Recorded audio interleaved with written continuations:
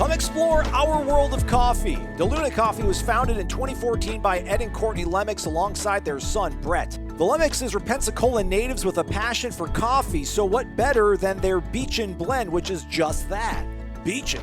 It's their classic combination of Colombian and Brazilian beans. It creates a superior French roasted coffee taste, lower in caffeine, so it'll keep you easy breezy.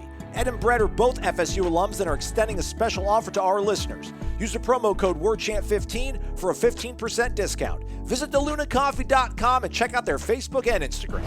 From Tally to Cali, it's time to wake up. Wake up! Wake up! Warchant.com is your ultimate Seminole sports source. And this is Wake Up Warchant, fueled by DeLuna Coffee. Coffee's for closers only. Now here's Warchant.com's Aslan Hajavandi and Corey Clark. Wake up! What's up, everybody? It's Wake Up Warchant, fueled by DeLuna Coffee. DeLunaCoffee.com. Come explore our world of coffee. Warchant.com, ultimate Seminole sports source. Promo code for that's Warchant30. Corey Clark's here, y'all. Hit the thumbs up on YouTube. Leave a 5-star rating and review. Such a diligent, self-proclaimed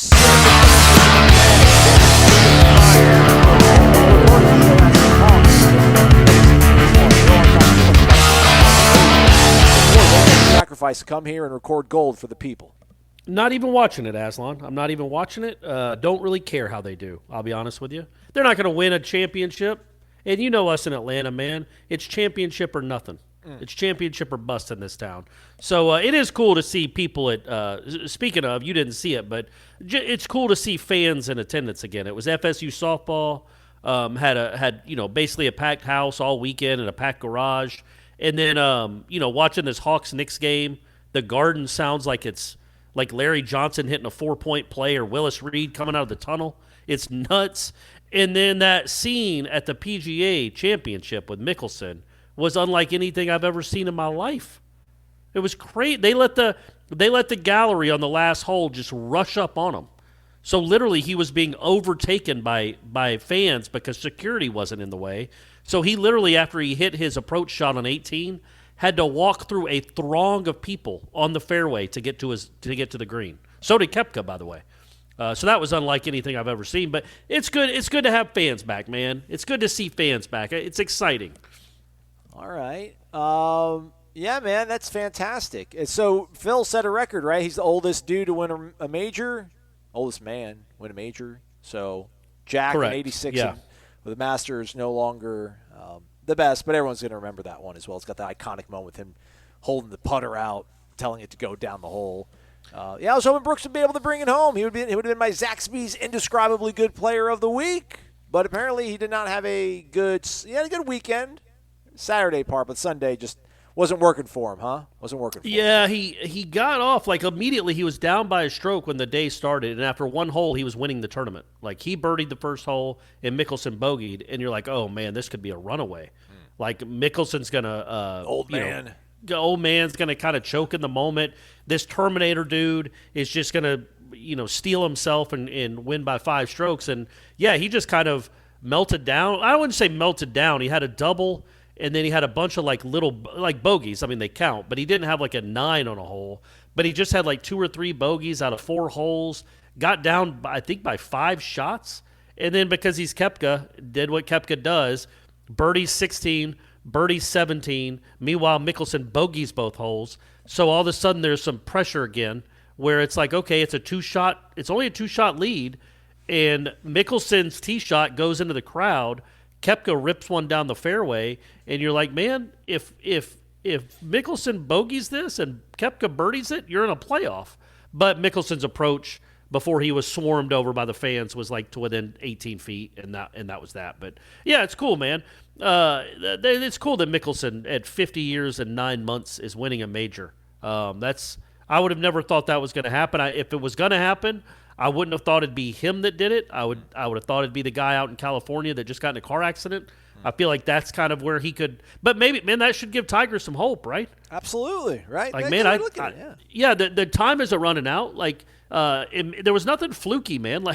So Mickelson, I think it was the 16th hole, 15th hole. All right, wrap it up, Corey. Come on. I know. I just wanted to say this. So Koepka rips a drive 361 yards. down the middle. He's down by 4. He's got to make a move, and he pulverizes it. And Mickelson hits one 366 at 50. Yeah. So I'm like, Tiger's got to be like, all right, man, I got 10 years of competitive golf left in me. I can win 6 more or 4 more majors in 10 years if he can, maybe hire a driver. But anyway, so yeah, it was cool. It was a cool Sunday of sports. But FSU softball should probably headline the day with what they did. Yeah, man, they breezed through their regional, taking down Kennesaw State on Friday 6-2. Saturday they took out UCF in the winner's bracket, or what they call the 1-0 bracket these days, because the other one is no longer called the loser's bracket. It's called the 0-1 bracket. Won that one 3-0, and then on Sunday, another shutout, taking down UCF 2-0. Late inning heroics Saturday with a home run, I think in the 5th. Don't quote me on that. Yeah. Friday they stormed back to beat Kennesaw State, so now they draw LSU. They'll be heading to Baton Rouge for the Super Regional. Lonnie doing what Lonnie does, surviving, advancing, and she's got another heck of a pitcher in the circle, so that's always a good little recipe. And that's 8 straight Super Regionals, which is just remarkable. That's pretty insane to win 8 straight regionals to advance to the Super Regionals. It seems like this is at least the 3rd or 4th time they played LSU. Yeah, I'm about to say it's a rivalry almost. Yeah. So that place, and Cajun fans, that place will be nuts. That'll be a really cool atmosphere this weekend. But yeah, I can't get over how they win games now compared to how they used to win games. Like they hit, I think Cassidy Davis hit 2 home runs in that game on Saturday, and that was a wrap. That's the only home runs they hit. They scored 9 total runs in their 3 games. 6 of them 11. were kind of 11. Oh yeah, 11. Yeah, 6. Yeah, that's right. So they scored 11 total runs, gave up 2, and that's how they I think they committed 2 errors all weekend. And they just pitch and play defense. They do not pulverize the ball like they used to, but that says something about the program. When 3 years ago, when Warren was there and all those, I mean, they had 4 home runs in a row. That's right. In the regional a couple years ago. They were just obliterating teams, bludgeoning them to death. They don't do that anymore. They kind of small ball you. They're usually a really good base running team, and they pick it up and they play defense. And it's a good recipe, but it's cool how they kind of changed it. Like they've always had good pitching. Let's not kid ourselves. You don't win a national championship by just bludgeoning teams to death. You have to have great pitching, and they did. But now they have great pitching and defense, and that makes up for a not robust slugging percentage. They don't hit the ball out of the park and into the parking garage anymore that much, but they're still in the super regionals. So, yeah, it's a recipe that you think pitching and defense and timely hitting is a recipe that can play anywhere. Yeah, so Catherine Sandercock, winning pitcher on Sunday as the Noles scan their ticket to Baton Rouge. 8th complete game of the season, 1 hitter. So, and to your point again, 8th straight super for the Seminole softball program. Maybe we should have Lonnie on the show this week and talk about this whole transformation of becoming, I don't want to say like a more balanced team because, again, they won a national title. To your point, like you have to be balanced, but just kind of figuring out a way to win, playing to your strengths, coaching, the talent that you have. And I guess you could say she has an offense for playmakers, and she just there you go. Figures and out a way they keep climbing. Yeah. FSU softball is an iconic brand and has been. But I was going to say what's so cool about that team is they were in close games the whole weekend. Like they were down 2-0 in the 5th in their opener, and it was 0-0 in the 5th on Saturday, and I believe it was 0-0 in the 5th on Sunday. Like these weren't runaway games. Clearly, they won a couple of them by a couple runs, but you never ever think that they're going to lose. Like you always just have especially in the regionals, you always just have this. It's not a hope; it's a confidence that they're going to win. And the reason you feel that way, and clearly, obviously, you guys, I don't live and die with FSU softball. I don't watch a ton of it, but when I do, it's things like this. They have 2nd and 3rd, nobody out. They call a suicide squeeze bunt with Danny Morgan up, and she misses it. She whiffs on it completely. The pinch runner gets hung up in a rundown, and she gets tagged out. But the girl on second's at 3rd now, so now there's a runner on 3rd and 1 out. And Danny Morgan is down in the count, 2 strikes. But what she does is she puts the ball in play. With the runner at 3rd, she puts the ball in play. The runner at 3rd gets a great jump, scores before the throw, and they still got the run they were looking for anyway. It's just that kind of simple softball. put the ball in play with a runner at third and less than 2 outs and see what happens. And that was a huge insurance run. They ended up winning 2-0. They do little things like that. They always seem to do little things like that, which is what good programs and good teams do. But hey, that's over now, ladies. It's on the past. It's in the rear view. Now you're focused on Baton Rouge. And looking at the bracket, I was looking at the bracket until my computer froze up. It's so weird sometimes. It should make intuitive sense that everything lines up in the bracket the way it would go out in Oklahoma City. But they're going to avoid Oklahoma, looks like. At least they won't be on the same side of the bracket with Oklahoma if they do make it to Oklahoma City, if they can get past LSU. All right. Hey, one step at a time, buddy. Let's get there first. Well, dude, again, not hardcore softball show, this program. Apologies to the softball people. Not a hardcore softball show. But, dude, Oklahoma is incredible. Oklahoma, they've run ruled most everybody. They've run ruled an insane amount of people. They're a juggernaut. Come and get some. Noles ain't afraid. The Noles ain't afraid. All right, I'm just saying. So, they had Morgan State, A&M, and Wichita State in their regional. So, we'll see. Right. Okay. We'll see if they get some of this Florida State cooking. How are you right now consuming Wake Up Warchant? Probably, odds are, on your phone, because we use our phones for pretty much everything. And since we do use our phones for everything, we're probably paying bills, purchasing items, maybe sending texts to some people, receiving texts from some people we might not want people to know what's going on with.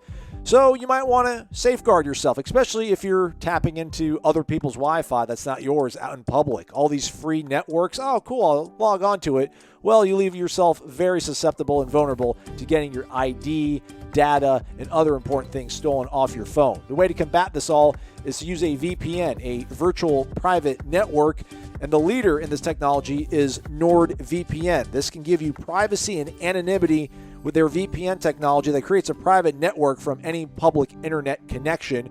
Go and check out nordvpn.com/warchant or use the promo code WARCHANT when you go to nordvpn.com. You will get a 2-year plan plus 1 additional month with a huge discount. They've got a 30-day money-back guarantee. So if you're surfing the net, tapping into public Wi-Fi, try NordVPN. Meanwhile, on baseball in the Diamond, they played a Thursday, Friday, Saturday set. Noles lose their 5 in a row, right? 5 series victories in a row. To NC State over there in Raleigh, Doak Field, kind of weird. Maybe we should battle for that, right? Naming rights on that. But Parker Messick touched up a little bit. Not too excited about that, but it's baseball, whatever. Let him. This is the way it's all going to set up, Corey. This is the way it's going to work, right? They're gonna limp into the ACC championship tournament. Probably won't do well there, but they're still going to make it to Omaha because I'm gonna speak it into existence. Matt Nelson, though, at least, I guess the positive that come from the NC State series, offense was alive. Jackson Green, legitimate bat now, maybe. And Matt Nelson, welcome back. Brief respite from hitting home runs, knocked 2 around on Saturday in the victory. Yeah, he shook off the jinx. It took him a little longer than I would have liked for him to shake off the Clark jinx. After hitting a home run every other game before I interviewed him, I think he hit 1 home run in the next 12. But then, he got 2 on Saturday. They were big ones, too. And Jackson Green hit a home run on Friday night and then went 3 for 3 with a 3-run homer on Saturday. Now, I don't know how much if that's tenable. But, yeah, man, the lineup all of a sudden, maybe it was just one weekend, but they did well. I mean, they scored 23 runs over the weekend. The pitching kind of let them down in the first 2 games. They lost 6-4, 6-4 both games, 4 runs. With your pitching staff normally is enough. Now, NC State's got a terrific offense, especially their first 3 guys. It's like pitching to the Astros. They're really good. But still, I wonder, when it comes to Messick, man, I'm telling you, when you're used to pitching on a Friday night and you're maybe a little heavier than most pitchers, and all of a sudden your final 2 starts are in the blazing heat of the afternoon, when your body clock is used to pitch at 6, I'm telling you, I think his worst 3 starts of the season, I think he didn't have a great start in the opener, of the season opener, and that was a 4 o'clock start. And then these last 2, not that the heat was too bad there, but just some kids are better under the lights, and they got to figure out a way to get him under the lights again. Because, certainly the afternoon wasn't great for him, the hot afternoon. He gave up 6 in 4 innings. And then, but yeah, in the bullpen, Ross Dunn and Kwiatkowski in the final 3 innings shut them down. And then, yeah, they put up I think a 5 spot in the 8th inning to win that game. That was a big win on Saturday, actually. They had lost the first 2. You certainly don't want to get swept. You don't know how the NCAA selection committee is going to be. You wouldn't think that even if you got swept, you would have been knocked out of the tournament, but who knows? All bets are off this season. NC State's only played 43 games, by the way. Like Florida State's played 50. NC State goes in the ACC tournament only playing 43. So RPIs are all screwed up all over the place. But Florida State did what they had to do. They got to win. Now they're in the ACC tournament, if you can call it that. It's this goofy pod play nonsense. They played Duke, I believe, 11 on a.m. Tuesday. Wednesday. I thought it was so it's Wednesday at 11. Yep. And then they play Friday at 3 against Miami, and then that's a wrap unless they win both games. I guess they could win one of them and then see how the cookie crumbles there. But yeah, so it's not really a tournament. It's just kind of nonsense, honestly. But winning that one game against NC State, a high RPI team for the ACC anyway, I think now they're 29-21. They like you said, they won 4 ACC series in a row until this last one. I think that should be enough to get them comfortably into the tournament. And it really doesn't. They're not going to be a 1 seed. That ship has sailed unless they somehow do something crazy in Charlotte. They're not going to be a 1 seed, but they're going to be a 2 or a 3, and it really doesn't matter if you're the 2 or the 3. It doesn't matter at all. You're playing if you're a 2, you're playing a 3. If you're a 3, you're playing a 2. Like it's still the same matchup. So yeah, it was a good win for them. It was a good win for them after a couple tough losses on Thursday and Friday. Yeah, especially because what happened on Friday was a freaking gut punch. Another one of these games where they hit a grand slam. It lost. It's crazy. Lost. I think they're like I'm going to look it up. I think they're not right now because it would be too hard. I think they're like 1-6 this year when they hit grand slams. Like if they hit another grand slam, they should have one of the players like back up and get run past by the kid that hit it, just so it doesn't count as a grand slam. It is crazy to have a losing record when you hit a grand slam, and I legitimately think Florida State not only has a losing record, but is like 1-6 when they hit grand slams. But yeah, that was Logan Lacey, by the way. That's a guy. That kid's a dude. Mm-hmm. I think as we're done with the regular season now, I'm going to pull up his stats.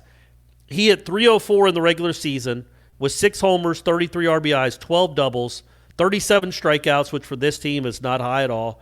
Only walked 14 times, but a .480 slugging, .377 on base. Man, that he can play. He is a good player. So yeah, man, he ended up being the second highest average on the team. And my man Matt Nelson is sitting there at .339 with 22 dongs and 63 RBIs. Good for him. Gosh, that's incredible. An .802 slugging percentage. It's nuts, man. It's an incredible. It really is remarkable what he's done this season.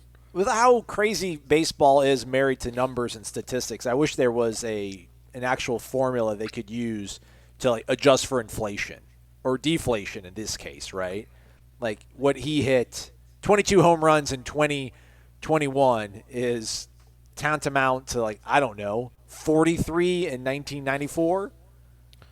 Well, yeah. I mean, it's a lot. Yes, that's a lot. With the pitching he's had to face, that is really pretty. And again, he hasn't had the best protection around him for a long portion of this season. He hasn't been getting a ton of great pitches to hit. So for him to do what he's done, I mean, again, he's made himself, I would guess, if he's a 2nd or 3rd round pick when coming into the season, he might have been a 12th round pick or a 9th round pick. He's made himself $1 million at least, or $800,000 with this season.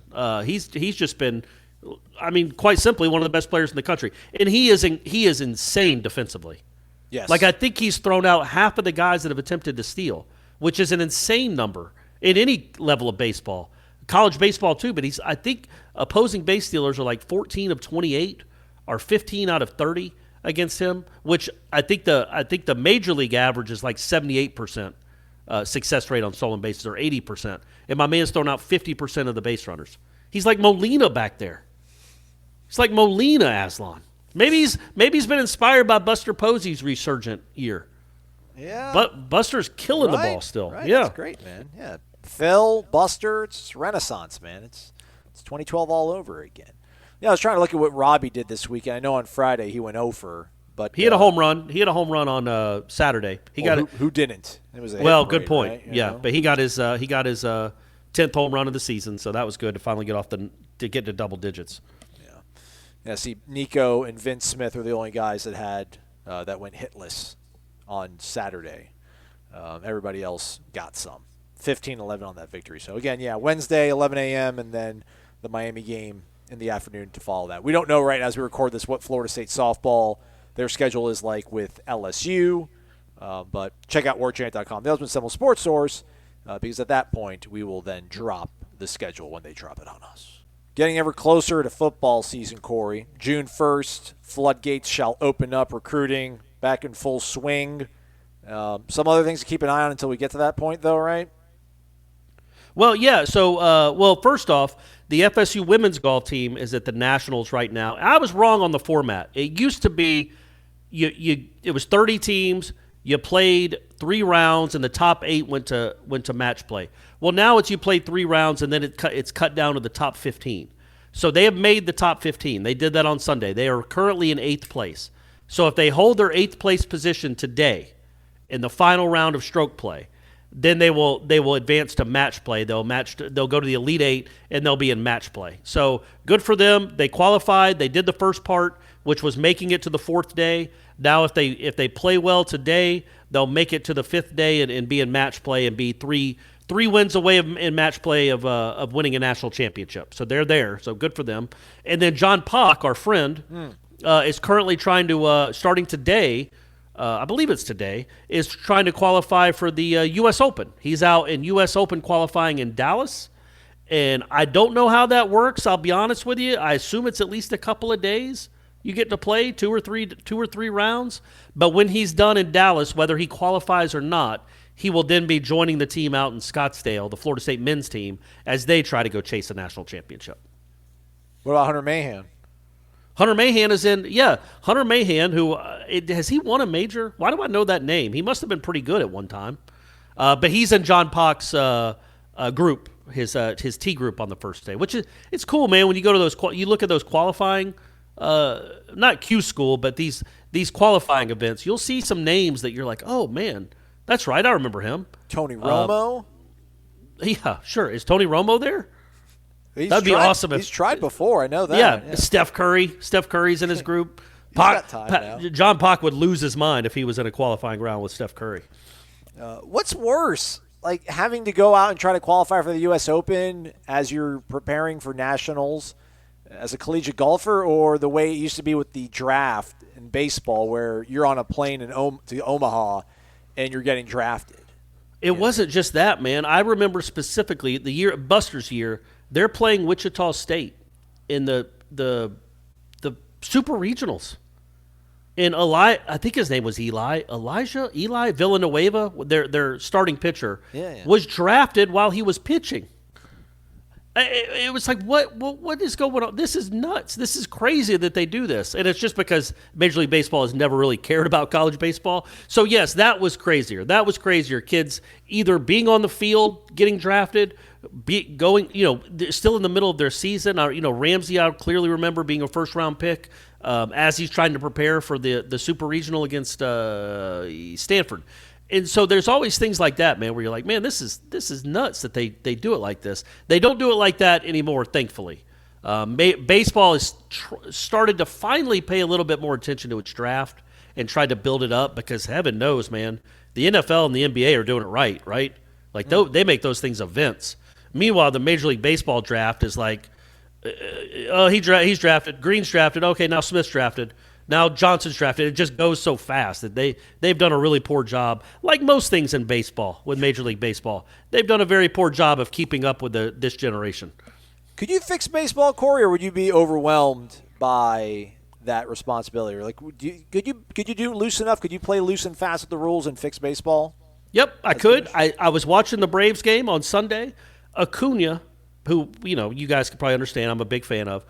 Second pitch of the game. Hits a 110-mile-an-hour line drive right back up the middle, right to the left of second base. Just a seed. Second baseman's playing right there, fields it on one hop, throws him out. Acuna's not even in the picture. Like that, I would get rid of the shift. I would get rid of short field, and I would move the mound back 6 inches, make it a full 61 feet, and go from there, and let's see what happens. I would also, I don't know if I would do robo-umps. Yes, you but would. I would probably do robo-umps. You Because pitchers are hard enough to hit as they are, they don't need those 4 inches off the plate. Call it the right way, man, and let's get some offense in the game. And I don't quite understand the rules they're trying to do in the minor leagues as far as trying to get more stolen bases, but I'm about that life too, man. Get more athleticism in the game, get more speed in the game, get more stolen bases, taking extra bases, triples, all that stuff. I would try my best to make all that a reality. I was looking it up on YouTube. I remember, just wanted to confirm it so I wasn't, giving false information on the show. But I remember Dansby Swanson, he got drafted he was on the field, like doing a post-game news conference after Vanderbilt had punched or scanned. Oh, is that right? Yeah. It was like after he got done doing that interview, they pretty much all hung out on the field because they were waiting for it to happen. And then MLB Network cuts in. They're like, "Hey, congratulations, Dans, you're number 1 to the D-backs." Isn't that so dumb? Yeah. Imagine Zion being on the free throw line in the middle of the Final Four, and then R.J. Barrett elbows him "Hey, dude, hey man, the Pelicans just picked you." Yeah, isn't that awesome? It's just crazy, man. It's just crazy that they still kind of do it, but it's not nearly as bad as it was.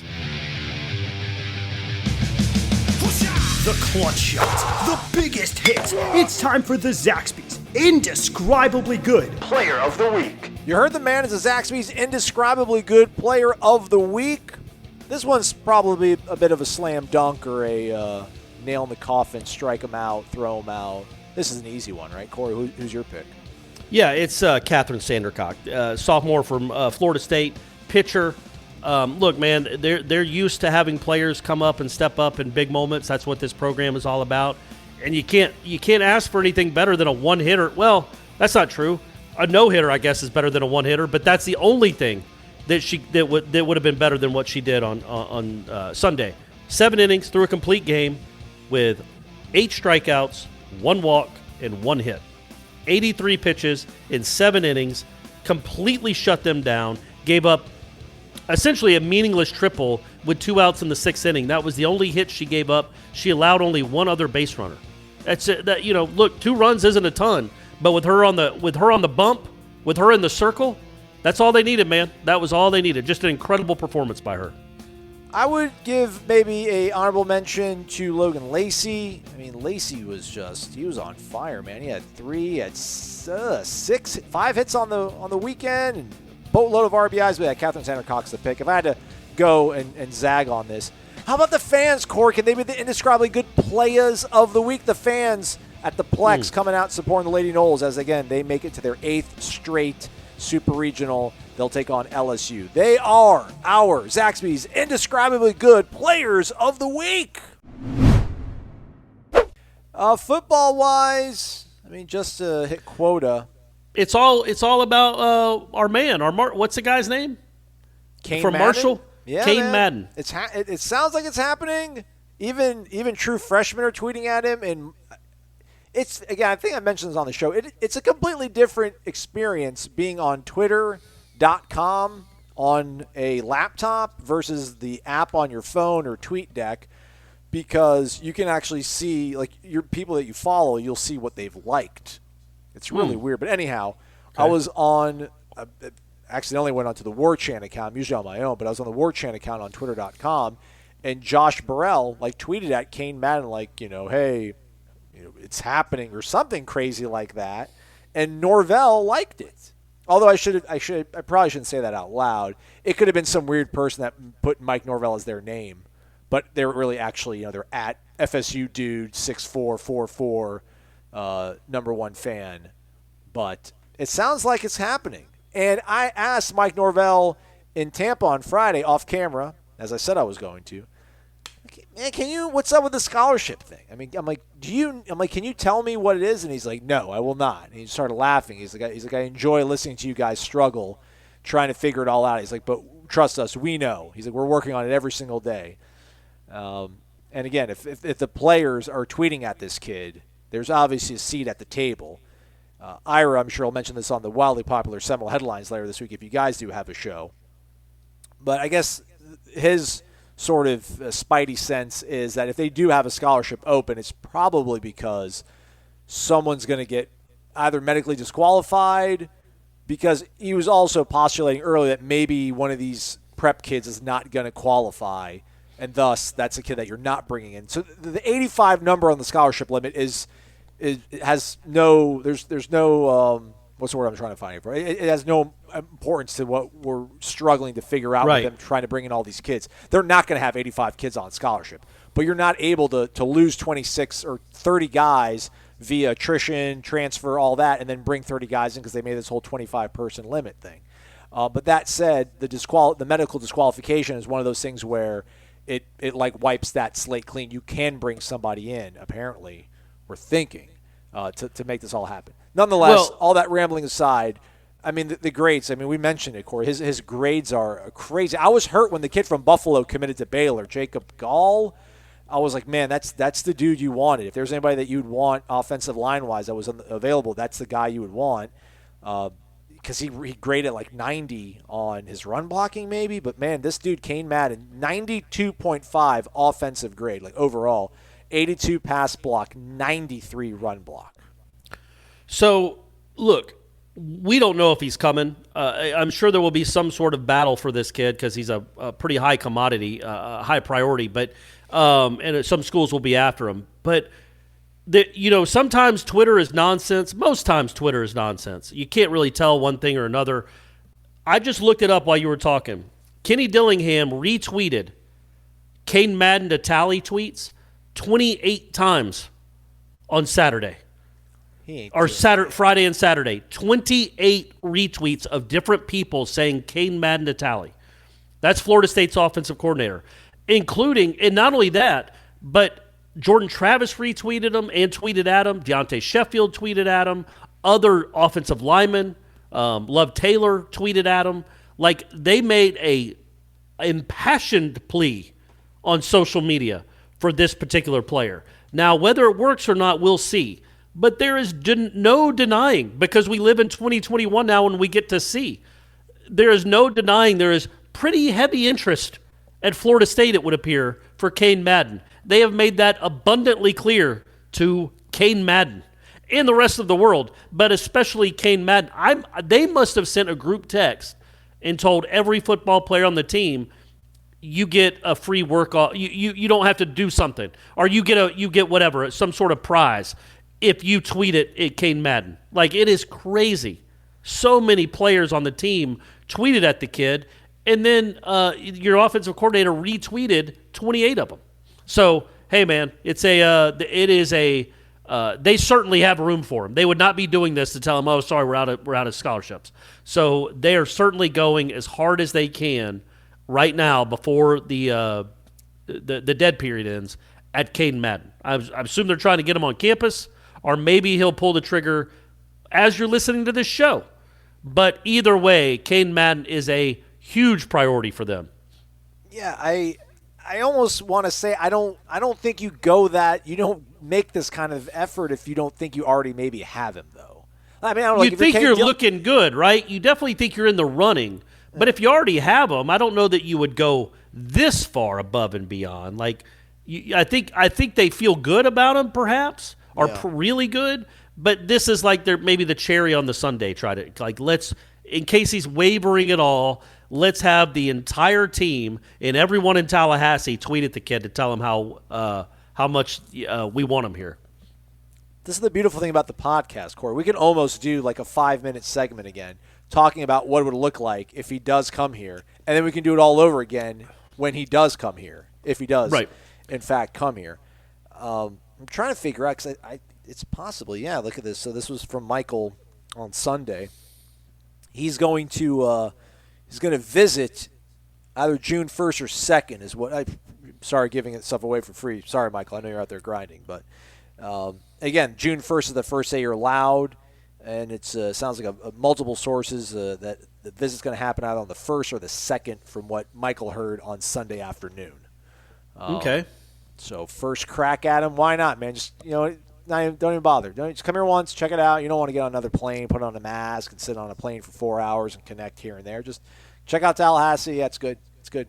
It's good. Do it. So the hashtag has worked. They're getting Cain Madden to tally. Touché. Now it's getting to stay in tally. That'll be the next hashtag. Stay in tally. Oh man, how?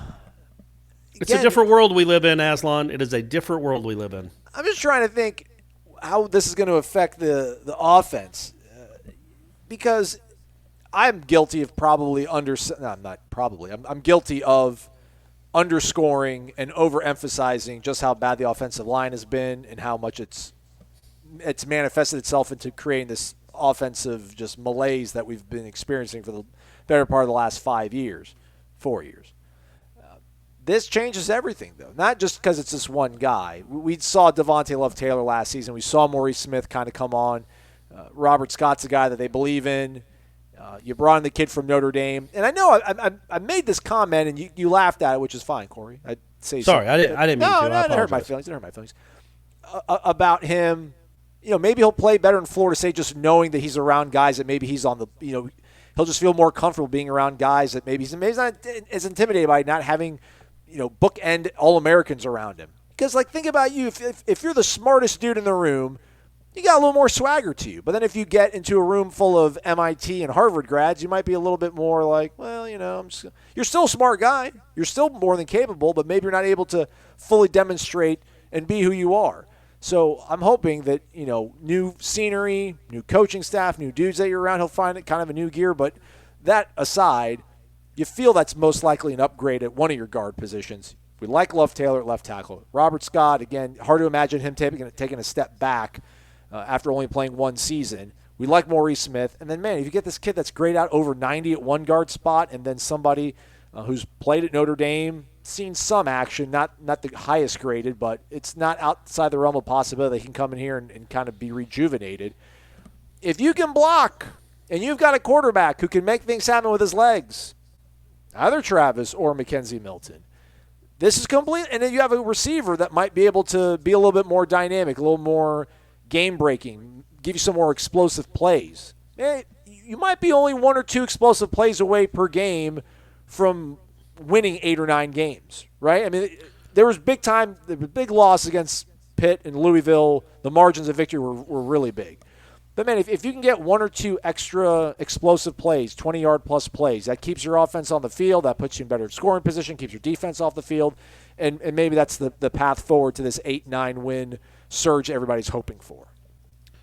Well, yeah, I mean, look, it could go if you get this kid, and again, it's all speculation, of course, but they really want him. That is clear. So he's at least in the conversation of coming here. He immediately makes your O-line better, and that's not normally the case when you sign an offensive lineman, right? Because they're straight out of high school. You can't. But this is a new day, a new age. He would maybe be the equivalent of Jermaine Johnson on the other side. I don't know how you compare like an average to mediocre guard to a great guard as far as WAR and wins above replacement, but it would help out the offense immensely to go from a not great guard to apparently a very good college offensive lineman. Yeah, that would be huge. I don't know. Again, I don't know what the WAR is on that, but all of a sudden, your offensive line looks like it could actually be a strength. 2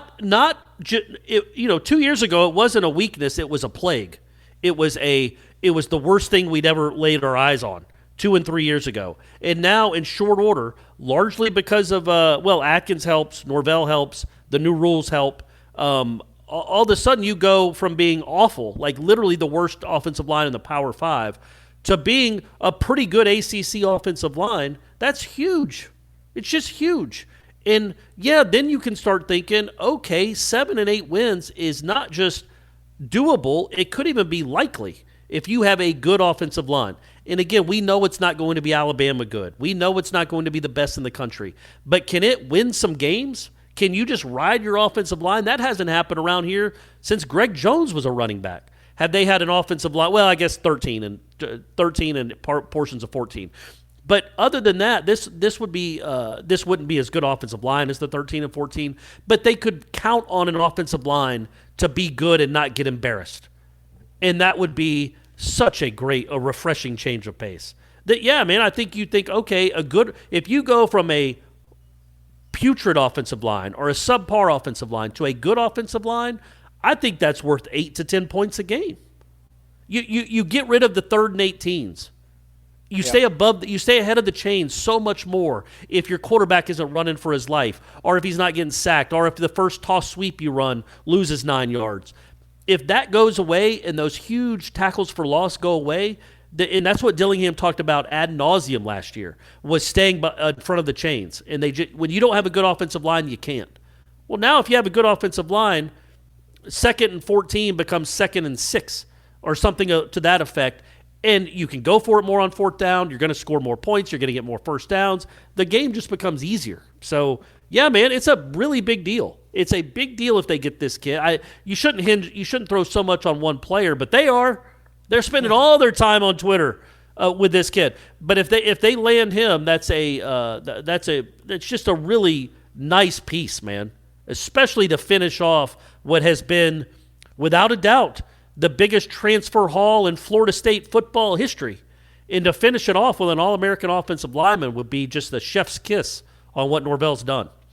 Because, again, yeah, you brought in a guy that we really like in Jamie Robinson, and obviously Jermaine Johnson. Like you've acquired the most talented guys at their respective positions at positions of need. Again, Jacob Gall was a guy from Buffalo that graded out really high and seemed like a really good fit for what they want to do. If they're going to bring another offensive lineman, everybody wants that left tackle. That's probably not going to happen, it seems like. And then he goes to Baylor, and it's like, well, dang, that stinks. But then this kid becomes available, and it's like, well, holy cow. I do wonder why he's leaving. I know Marshall's, they got a new head coach. Hey, don't ask. Don't ask, Aslan. Yeah. I mean, one of those things, hey, it's my last year, my last go-around. Let me just go have fun and then try to get into the league instead of hanging out in Huntington, West Virginia. Home of the national champions in soccer, though. Looks like A&M's trying to do this whole thing, too. He retweeted them as well, one of the players at A&M. Hashtag Cain Madden to Aggieland. They don't need you, Cain Madden. Yeah. All they do is birth huge offensive linemen in College Station. That's what they do. They're birthing 3 right now as we speak. At Florida State, you would be a superstar. By the way, I don't want to say architects, but the last 2 offensive line coaches for Florida State, before Alex Atkins arrived, Greg Fry, who's now at Duke, and Randy Clements, who's no longer employed at Ole Miss. Ole Miss brought in like a guy from Gardner-Webb who was an analyst for Bama, probably when Lane was there. I say that because, and you mentioned offensive line being better because of the addition of these players. Alex Atkins to a certain degree. I think Alex Atkins to a large degree. It was funny being at that camp on Friday in Tampa. There was literally a father with his son walked up and literally points at Alex Atkins and says, "Son, be nice to him. He's our savior." And just sits there and is like gushing, shaking Alex Atkins' hand, sitting there talking to him for 5 minutes, and his son is soaking all of it in. People appreciate this guy. He feels the love, I'm sure. I'm sure it's not just in Tampa. And you'll see it drop, I think, later on Monday. We went to Leesburg, Georgia last week, myself, Michael Langston, and Austin Cox, the newest member of the Warchant.com team. Did a story with Quayshawn Sapp, who's an offensive lineman. He just was going on and on about how cool Alex Atkins is and how different he is than any other guy that's been recruiting him, and the way he approaches him and treats him and his family. So we got a good one with him. Hopefully we hang on to him for a while, but bring Cain Madden to Tallahassee if you do decide to leave at some point on your way out. All right, Corey, you have anything else you want to share, or are we done? Oh, actually, wait, I forgot. Remember Primetime 92? Speaking of the camps, first off, a guy came up, said he listened to the show. He said I'd forget his name, and I did. You're right. You know me too well. I'm sorry. He's a short guy, though. Short dude with a black hat. Appreciate it. Don't say that. Don't identify him as that. No, but he's like, you're going to forget his name is Jason. Shout out, Jason. Much love. He was like, you're going to forget my name. He's like, you're going to end up calling me the short guy with the black hat on. Oh, got it. Okay, so gotcha. That's the inside joke. And there's a guy there. Von Miller listens to the show, by the way, Corey. Von Miller was there in Tampa. Says, what's up? This dude had the same hairline as Von Miller. Stocky. Not as jacked as Von Miller, but could be a stunt double. Same glasses, like same funky fashion. I'm like, Von Miller. And he looks at me. He's like, what? I'm like, bro, but you look like Von Miller. And he's like, I don't know. And then I saw him later on that day, and he's like, yeah, listen to the show, love you and Corey. He's like, I've been trying to call. He's like, I try to call every time, but Gator Kirk's always first and always on the line. I can't get through. Yep. You're right. And there's several. There's also other people in Doak, in offices that were happy that Warchant had presence there. But yes, the camp was a fun time. And then Primetime 92 asked on Wednesday, and we kicked it to Thursday, and then I forgot about it. Bucket list item, Corey. What's on your bucket list that you have not done yet, Corey Clark? I can't remember. Is that a sports thing or a life thing? Anything. Either. I mean, well, for us now, sports would be a life thing. It's not like we're actually going to go and drop a triple-double in an NBA Finals game, right? Right. I mean, Well, no, I meant like it. going to a sporting event.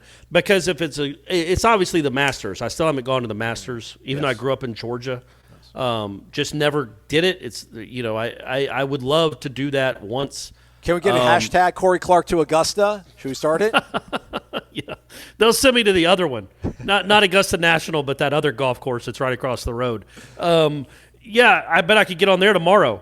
That's one, man. That's a big one. And another one that I don't want to sound cheesy, but I really want to celebrate a championship with my son. Not one of his, if the Hawks, they're not winning a championship this year, but if the Braves were to win one, or if the Falcons, or if the Hawks in 3 years, it would be really cool, or whatever school he goes to, if they win a national championship, to celebrate a championship with my son. Because that was really, I only got to do it once with my dad. Well, in professional sports, we got 3 or 2 in college football. But yeah, man, that's something I really want to do. And it was Tom Brady ripped it from me. He robbed me of that moment. Well, really, Dan Quinn did, because he didn't run the ball and just kicked the field goal to ice the game. Whatever. Still, I'm over it. It's clearly, Yes. but that's another bucket list. It's to celebrate a moment like that with my son, where we just embrace each other. The closest we came, weirdly, was when Georgia beat Oklahoma in the Rose Bowl, Baker Mayfield. Yeah. In that, just because it was a comeback, we were at a Georgia party. You guys know I went to Georgia. I'm not incredibly invested in that program, but I do cheer for them. And when they won and everybody went nuts, and me and him jumped up and we jumped up and jumped our backs into each other. Yeah. Nice. We did that. So that was a cool moment, but we've never actually been able to celebrate an actual championship. Was the Braves title in '95, was that more special for you and your father than being in Miami in '93 or New Orleans in '99? Or 2000 and 94, actually. Definitely more special than 99, because the Florida State had already won it. But yeah, it was right there, man. Like being there. So the one that I remember the most with my dad, even more so than the championship, was the Sid Bream sliding home when they were down by 2 going in the 9th, and they beat the Pirates on a walk-off hit by Cabrera. Just because it came out of nowhere, and it also, I think it was a week after the second wide right. We were at that game. So for us to have gone through 2 straight wide rights, we had gone through the first wide right, and then our baseball team lost, a week later in Game 7 on a walk-off, and then in the World Series. And then the very next year, we suffer another wide right, and then we rip a victory like that to go to the World Series. That was a really special moment. That was probably the most fun I ever had with my dad at a sporting event. But the I'd say probably the '93 win. Honestly, the Orange Bowl felt almost like it was not bittersweet, but it felt like they played so poorly, and you were so angst-ridden the whole game. We thought we were going to beat them Nebraska by 40 points, because that's what happened every time you played Nebraska in a bowl game. Little did anyone know Nebraska had changed into this juggernaut. But at that moment, you felt almost like, man, disappointed that the game was so close. And it came down to 2 field goals. So 95. So that one didn't feel like incredible jubilation like the 95 win over the Indians. Anyway, that was a really long story, or long answer. I apologize. Outside the arena of sports, nothing bucket list there's no athletic endeavors that we could do bucket list wise. I mean, we're not gonna. No. I can't run a sub 4.8 now. I'm not gonna get any faster. I mean, I ran a 5.2 when I was 29. Life wise, I mean, start a family thing, but I mean, travel, that's the thing. I don't need to see the Coliseum. It'd be cool. I'll be fine if I don't. If I don't see the Eiffel Tower, I'll be fine. It's not on my bucket list. Maybe that's part of what I should start doing, figuring out fun activities. I would say athletically doing like a marathon, but no. Yuck. No. Ugh, Yeah. no. I would die doing that. I'll go watch a marathon, like the last mile. That could be on my bucket list. All right. We tried prime time. Keep the questions coming. We appreciate it. Hey, before we go, though, I wanted to say shout out and congratulations to Taylor Walls. Yeah, getting the call good up job, to Tampa. Actually, he's played 2 games so far for them and gone 3 for 8 with a couple of doubles. And I think, unless something changes, I guess he's their starting shortstop. Like they traded their starting shortstop for relievers and then called him up. And then immediately he's playing the first 2 games. I think the Rays have now won 10 in a row because it's just what the Rays do. And now he's the starting shortstop, at least for the time being, for the Tampa Rays. And so far, so good. 3 hits in 2 games. Yeah, shout out Skeeter67. Great thread title. Taylor Walls, an FSU baseball player picked up by Tampa Bay, has a great start against Toronto. You don't even have to click on it. Don't even have to click on it, Corey. Right. Shout out, Skeeter. Amen. All right, we'll do another show or 2 this week, Renegade Express style, most likely. And then we'll all enjoy our Memorial Day weekend. We'll figure that out down the road, though. We'll see you folks. Talk to you for at least 2 more times this week. He's Corey. I'm Aslan. Thanks for listening to Wake Up Warchant, fueled by DeLuna Coffee. Come explore our world of coffee.